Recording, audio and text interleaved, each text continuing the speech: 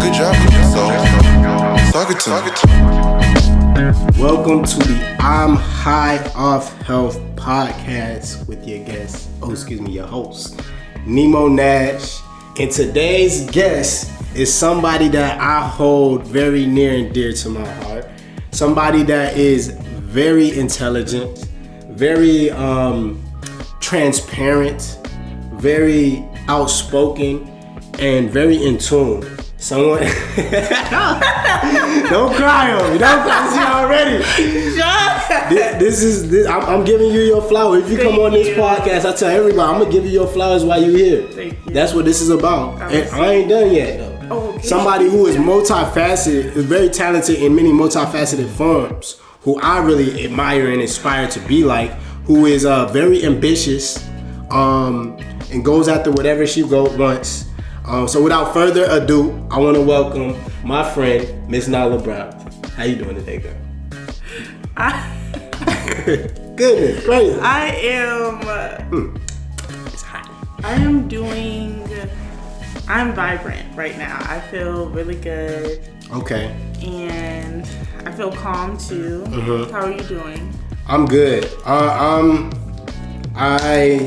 I was like earlier, like we was talking, I was a little rushed. I felt like I was rushing myself. But even just like after the small conversation that you had, it was like, it helped me come back down. Grounding. Yeah, like, cause I feel like me and you are the same way where we could feel like energies. You feel me? And I was like, so my energy wasn't. I was like, dang, I don't think my energy is gonna be right for this podcast. But then I just kind of like came back, and then in the time that I was waiting for you to get here, I was just breathing, working on my breathing, hydrating, make sure I stayed drinking my water, and got the teas now. Thank you so much again. No problem. And I lit one of these. This was like really nice.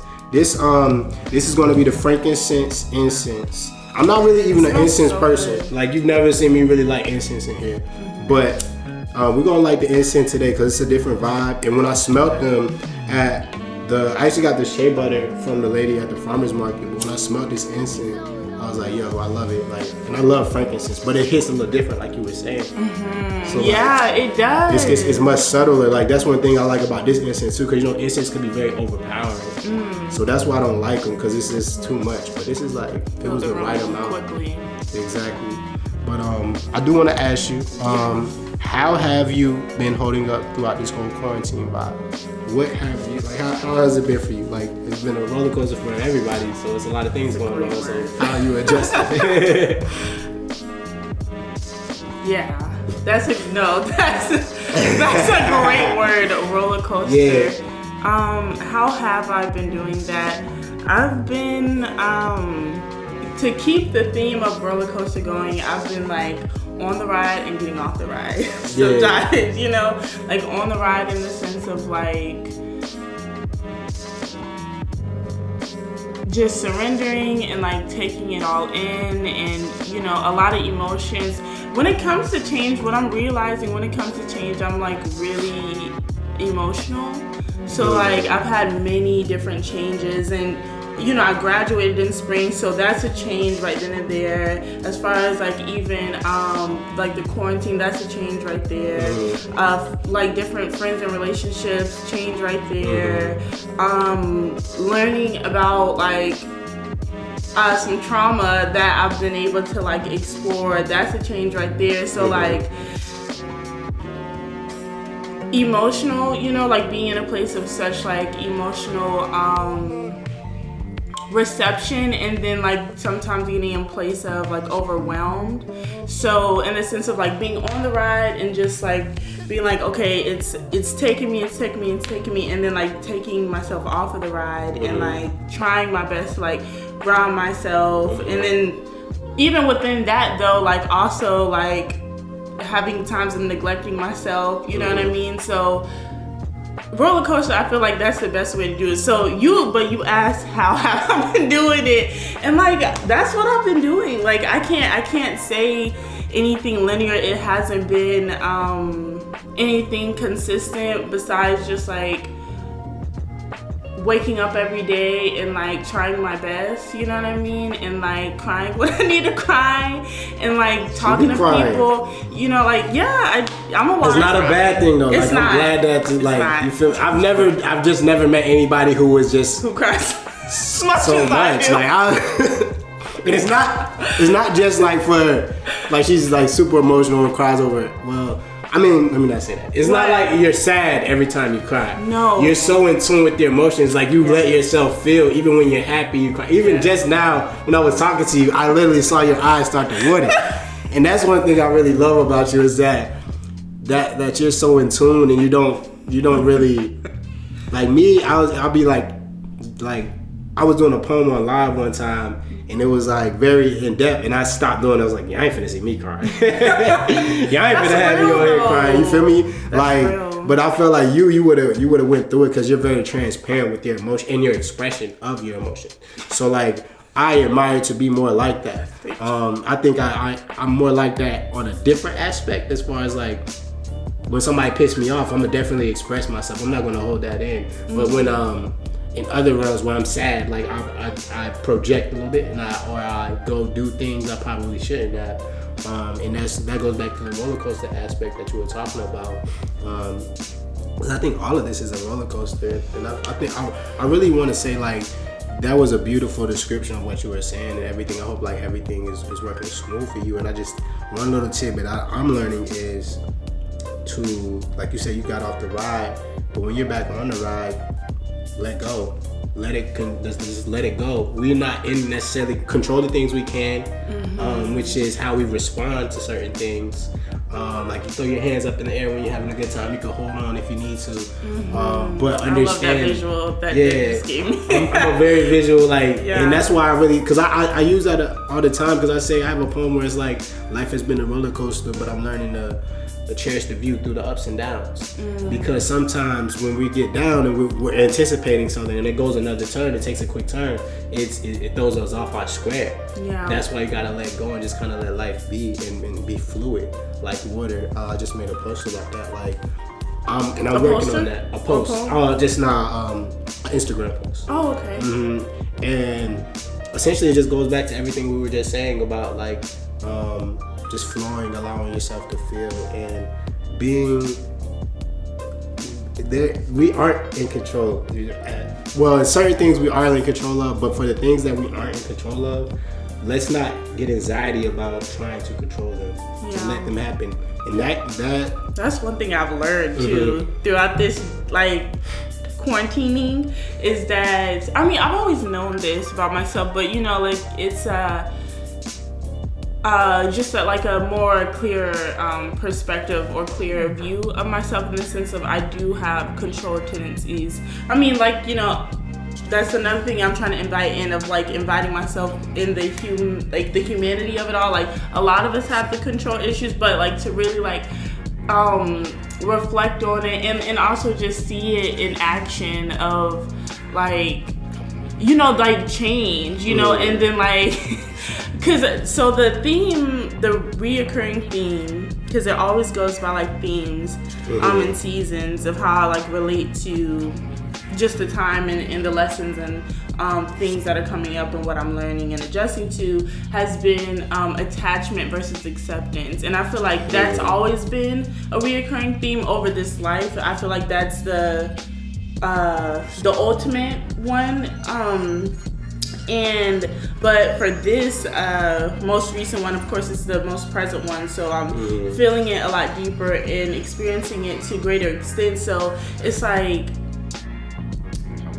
even for the things that are working outside of me, the circumstances outside of me, it wouldn't even be those kind of things. It'd be things internally. So learning about my perfectionism framework, and trying to show up in a certain kind of way to myself, or expect myself, just a lot of internal things of it should be this way or it shouldn't be this way, and having favorability over this, over that, and then that goes into the whole shadow side of it all, the things that we don't want to. That's where it gets deep. Yeah. That part right there. Yeah. The things that we don't want to. Yeah. I think it's always be. I think that was really one of our first conversations where we kind of bonded on was about that. And that's why I really appreciate you, because I feel like you talk about things with such grace, but like with such vulnerability that it helps me deal with stuff like that. Because it's like, wow, look how vulnerable she is just with herself and how expressive. And I admire to be more like that, because I see how it, I just see how we could, like, you know, have this is what I'm looking for, counteractive effect towards my goals and just like what I want out of life. So I know you're working on it, but just know I see you, and I aspire to be like you in some aspect. So know, like, you're not just fucking up. Like, you're making moves that are inspiring other people. I'm sorry. I see you, but thank you. You're welcome. No, literally. In the conversations that we have, we're able to feed and fuel one another to do that. Because I have a strong belief and perception in the sense of like having faith in us as human beings to move in a place of like more radical transparency and vulnerability, which means just thorough. Hold on, which you said radical transparency and vulnerability. Like yeah, because it's essentially, for me, the way I think about it is, because if you look up radical, it means to be thorough. So to reach all areas, to be holistic in your approach of things, right? So instead of what this corporation of a country really programs us to do, compartmentalize, it's like, no, we're taking it all because it all belongs. You know what I mean? Like it doesn't have to be of shame for things to exist or because it already is what it is. That's like literally being like, no, go in the corner. You shouldn't be existing as you are. But guess what? It already is. You know what I mean? So it's like, that's when we go back to the conversation of attachment versus acceptance. Are we going to continuously attach ourselves to the idea of what it should be and how it should exist, or accept what already is and how life already is? You know what I mean? And like, I feel like the conversations that we have, we give each other permission, not necessarily verbally or literally, but not literally verbally, but like literally living it. You know what I mean? So it's like, okay. I speak my speech, and by return, you speak yours. It's like what Marianne Williamson said. As we let our own light shine, we give others permission to do the same. And I feel like, oh, it's like our deepest fears is not that we are radical. Our deepest fears is that we are powerful beyond measure. That's the one off of the Coach Carter. Okay, never mind. My bad. I was talking about. I thought you were talking about Marianne still. I thought like she wrote it. Okay. The white lady. I'm thinking a different Marianne. I didn't know she wrote that. You know the girl you told me about on the podcast. Oh, I love her. Marianne I love her. She's brilliant. Like her tweets, I'll go and I got a whole Twitter where I just got her tweets on my thing, because it's like everything gives me life. She's thorough. She's radical. She's penetrating all. Yeah, that's her practice. But yeah, I just wanted to say all that to say that I see you in the same, like, literally, You're very welcome. Like, you're literally doing it yourself. Like, it's already hard too. I feel like accepting that it is hard, like that's what Germany and I were talking about earlier too in the car, that this issue is hard because this isn't the dominant way of living. This isn't the dominant culture. You feel me? We're doing something literally so different, something so other than, something so upside down, which in reality we would call right side up, that it's going to be hard. Like literally the second that we go on social media or step outside, we're getting bombarded by these ways of like, I don't even want to give it that much power. Excuse me. I want to shift in that when we go outside of ourselves, of what we work on already, it's like we're seeing what already is so much and how it's always been for so long. And so just like someone is trying to learn to swim the other way, you know, like trying to go against the current, trying to, you know, bend the other way. It's going to be difficult. Like, that's not going to be, oh yeah, cool, like it's all good, like whatever. Like, no, like I think that it's cool, and it puts us at ease when we allow ourselves to be like, yeah, this is hard. Like, it's hard. We don't let that. We don't drown in the sorrow of it's hard. It's all about how we do it. It's hard, but I'm not gonna stop that from me trying. Like one of the first things we had was like me and like going through like my diet and just kind of some of the problems I was having where I was overeating in different places, and it was like it really took a lot to just be like, yo, this is a problem. Like that was hard for me just to admit that it wasn't a problem. It was a problem because I felt like I was lying to myself. So I was like, it's okay, you know, it's okay. But nah, it's hard, and I'm like, but I want to handle this shit. It's gonna be hard, but that desire though, that intention. And now, like I just told you, like I'm fasting. I've been on top of it. I'm way in a better headspace than I was like it was 2 years ago we met. That was 2018. Yeah, 2018. It feels like I've known you for way longer. I know. Like, my brother. Exactly. Like you really do give me like that little, like what you mean by little sister too? And Jeremy, like oh my god, Jeremy is literally my little sister. You said that. Like, no, for real, she's literally like my little sister. But you see. Talk to her and get it. Oh my god! Oh my gosh. I want them two to meet because I think it's gonna be like polar opposites coming in. Not polar opposites, but like doppelgangers. Yeah, doppelgangers. But I want to ask you this. So like, you kind of touched on it. How have you been getting through those downs while when you're getting off this roller coaster of a ride? What are some actual tangible things you've been doing to help you get through those moments where people might be going through things like that now, when they do go through things like that? I love how you phrase that question, like actual tangible things, because like a lot of times it does seem abstract. But okay, so like one thing, or some of the things I've been learning about myself, like just through experience and observation, is that whenever I'm in a tough place, like I have to purge. I have to either cry, dance, like I have to get my body moving, because like you said, like us, like as energetic beings, like feeling so deeply, like it can either work. It's an alchemy, right? So it's like either we feel it on our chest and we leave it there, or we can like feel it through and then we can like lift it up, you know, or lift it or stretch it out, right?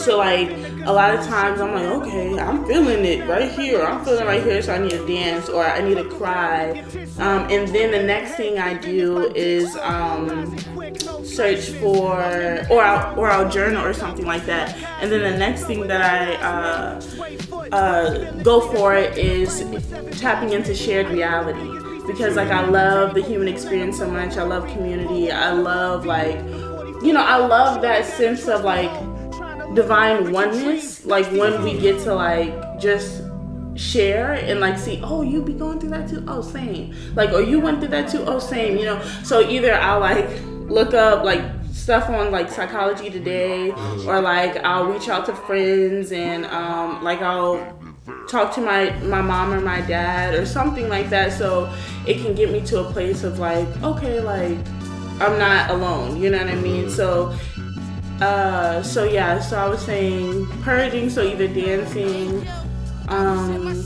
journaling, or crying, or all three. And also like riding my bike, like going outside, like riding my bike, or walking and dancing on the trail. That's a really transformative experience in and of itself. I remember one time I was at Germany's and I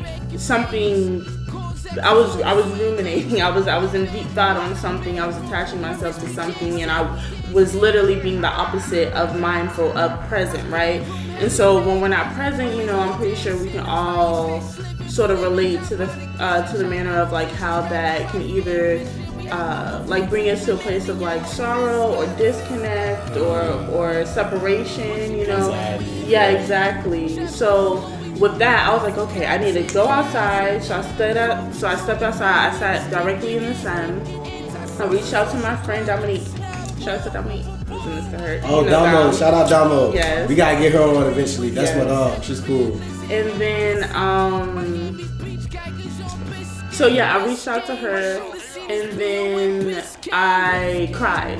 And after I cried, and after I expressed to her, because once I talk it through, once I get through it, you know what I mean? Sometimes you can't just like get over it. Like sometimes it's not just like linear. It's like that. But you got to get through it all the different ways. Once I did that, I felt so. When I tell you, I was so much lighter. It was just like, thank you, God. It's like, you know what I mean? It's like, wow, like I'm back here. Like I'm back at service. You know, it's like when the wave comes and you're like, all right, let me, because what I do whenever, because I love the beach and I love swimming, I'm literally a water sign. So whenever like. What a sign, what a gang. The wave, hello. Yeah. That's why we feel, that's why we're here like that.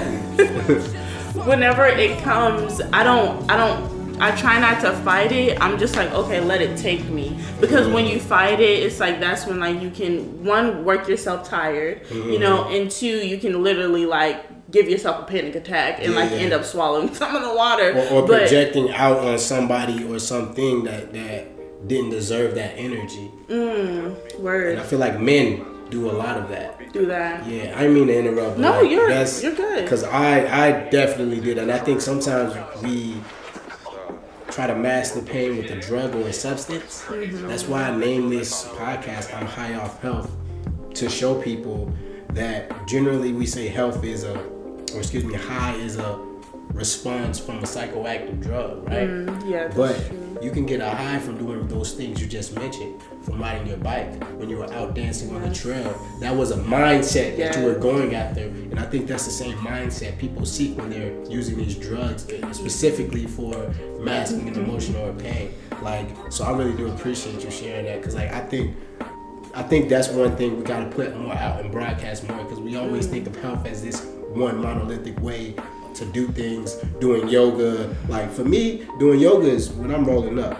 Like that's my meditation. But also I also know if I'm going through something and I'm going straight to that, or if I'm going to go straight eat, like in everything from my past, and I'm being an emotional eater, then I gotta check myself. I gotta be worthy. I gotta be cautious of my actions. But at the same time, I gotta understand, like, health isn't just one thing. So if I fall off the ride per se, then I can get back on it. It's a long-term thing. It's small, tangible steps to get to your long-term goal. So you can't beat yourself up if you stub your toe on one step. Exactly.